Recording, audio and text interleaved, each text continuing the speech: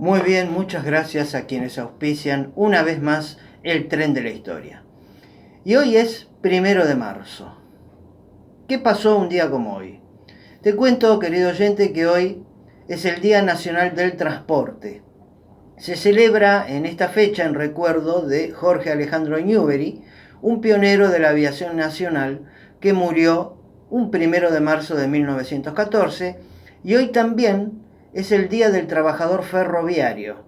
Se celebra en esta fecha en recuerdo del traspaso de los ferrocarriles ingleses al Estado argentino, que tuvo lugar el 1 de marzo de 1948. Un día como hoy, 1 de marzo de 1565, se funda la ciudad de Río de Janeiro. Un 1 de marzo de 1792 nace en Salta el general Rudecindo Alvarado, guerrero de la independencia que peleó junto a Manuel Belgrano y formó parte del ejército de los Andes, con el que participó en la batalla de Maipú y fue gobernador de Mendoza. Durante el gobierno de Rosas emigró y regresó tras la batalla de Caseros. Un 1 de marzo de 1801 se abre el primer curso de anatomía en Buenos Aires dictado por Agustín Eusebio Fabre. Un 1 de marzo de 1852 Juan Francisco Giró asume la presidencia de Uruguay. Un día como hoy, de 1870, muere Francisco Solano López, presidente de Paraguay, desde 1862. Entre 1865 y la fecha de su muerte, combatió en la guerra de la Triple Alianza contra Argentina, Brasil y Uruguay. Un 1 de marzo de 1879, Bolivia declara la guerra a Chile. Como consecuencia de este conflicto, Bolivia perdió su salida al Pacífico. Un día como hoy, 1 de marzo de 1890, nace en Buenos Aires Benito Quinquela Martín, pintor argentino cuyas obras de escenas portuarias en el barrio de La Boca lo catapultaron a la fama mundial. Un día como hoy, pero de 1905, aparece el diario La Razón, fundado por Emilio Morales. Un 1 de marzo de 1909 muere en Jujuy José María Uriburu, miembro del ejército argentino. Se destacó en Curuzucuatiá, La Paz y Villanueva.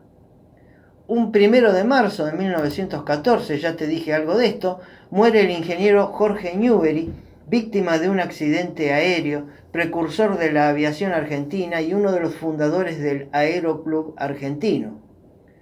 Un 1 de marzo de 1947 comienza a funcionar el Fondo Monetario Internacional, nuestros queridos amigos del FMI. Un 1 de marzo de 1948, la Argentina nacionaliza los ferrocarriles. Un 1 de marzo de 1985 se restaura la democracia en Uruguay. Julio María Sanguinetti asume la presidencia. Un 1 de marzo del 2005, Tabaré Vázquez asume la presidencia de Uruguay. En el 2010, un 1 de marzo, asume José Mujica. Y un 1 de marzo del 2015, Tabaré Vázquez asume nuevamente la presidencia de Uruguay. Estas son las efemérides correspondientes al día de hoy, 1 de marzo. Y bueno, querido oyente, te cuento que nosotros en la escuela hemos aprendido a un José de San Martín edulcorado, porque, bueno, hay una obra que lo ha pintado como el santo de la espada, inmaculado, que jamás se equivocaba, con mucho respeto a la obra de Ricardo Rojas, El Santo de la Espada, pero la película esa que vimos, es protagonizada por Alfredo Alcón, yo diría que es un San Martín de Telgopor, más o menos, no es el verdadero.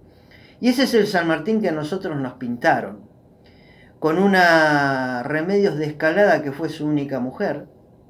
Ustedes fíjense en la película del Santo de la Espada, que la que hacía de Remedios de Escalada era la actual esposa de Palito Ortega, Evangelina Salazar, y el actor que hacía de San Martín era Alfredo Alcón. Fíjense que marido y mujer nunca se dan un beso en la boca, se dan un beso en la mejilla como si fueran amigos nada más.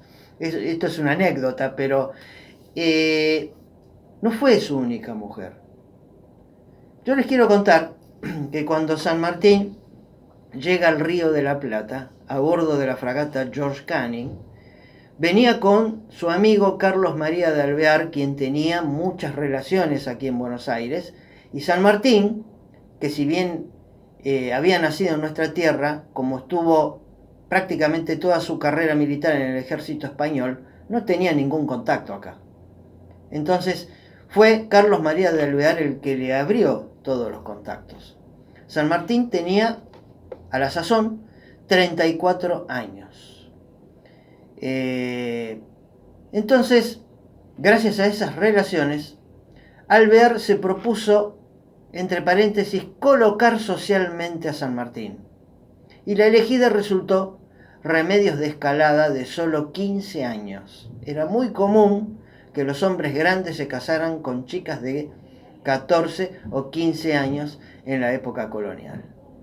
La niña ya estaba pedida por el teniente coronel Gervasio Dorna del regimiento de patricios, pero este joven fue rápidamente desairado. Este muchacho moriría durante la Guerra de la Independencia en el Alto Perú en 1815. San Martín venía a llenar necesidades imperiosas del nuevo país que estaban haciendo en Buenos Aires. Aquí no había prácticamente militares de carrera, sobre todo en el bando patriota.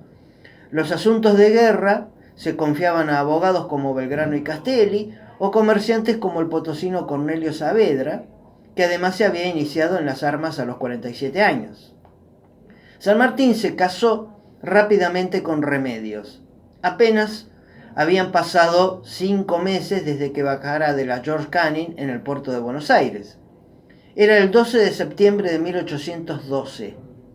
Los padrinos de boda fueron Carlos de Alvear y Carmen Quintanilla. Todo indica que el matrimonio no fue feliz. Apenas sirvió para que San Martín se insertara en el ambiente muy cerrado de Buenos Aires, donde de todos modos